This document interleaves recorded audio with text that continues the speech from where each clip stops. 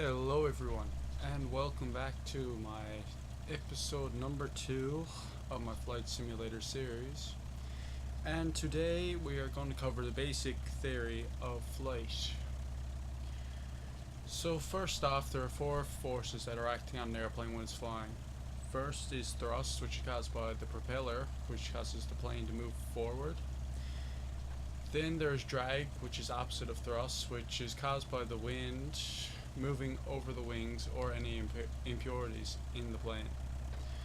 Next is lift, which is caused by the angle of the wings, leading edge and trailing edge of the wings moving through the wind. And next is weight, which is just the weight of the aircraft acting down, opposite the lift. So a reason that a plane moves up in the sky is because of the elevator. This is acting on the lateral axis, and as you can see here now towards the tail of the plane, when you pull back on the yoke, the elevator moves up, which causes the plane to rise, and when you push ahead on the yoke, the elevator goes down, causing the plane to descend. Causing the plane to turn is the ailerons on the longitudinal axis, which, if you look at our wings here now, when I turn right, you can see the ailerons moving on the trailing edge of the wing, turning left and turning right. Next on the normal axis is the rudder, which controls the yaw of the plane, or steering on the ground. So if you look at our tail here, this is rudder full right and rudder full left. This controls the turning of the aircraft. So another thing on the plane which improves lift and increases drag is flaps. So the pilot can choose lower flaps on takeoffs and landings to lower speed and to increase drag. So if you look at this now, the flaps drop on the wings to increase the drag and disrupt the airflow between the wings.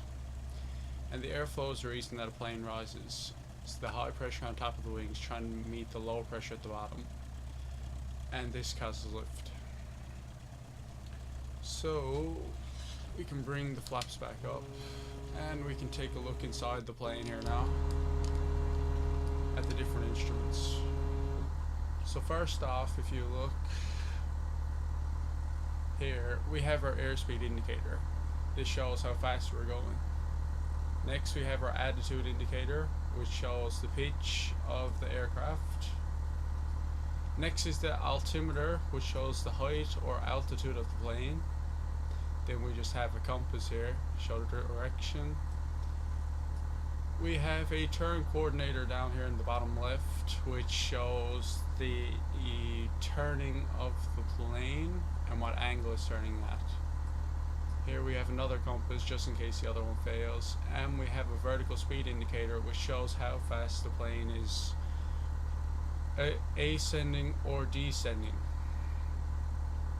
And here we just have some engine gauges, fuel quantity, RPMs, and pressurization.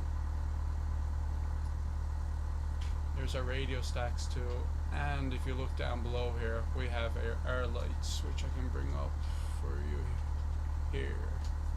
And if you look down here at the bottom left corner, we have our fuel pumps, our beacon lights, landing lights, taxi lights, navigation lights, strobe lights, and our pitot heat. Next we have our avionics master switch, which controls the electronics of the plane. We have our panel light and our alternated static air intake. We have our throttle and our mixture levers here, and we have our flap switch again. So that's all the basic instruments and theories of flight for aircraft. Tune in next time for startup procedures on a Cessna 172. Okay, thanks for watching.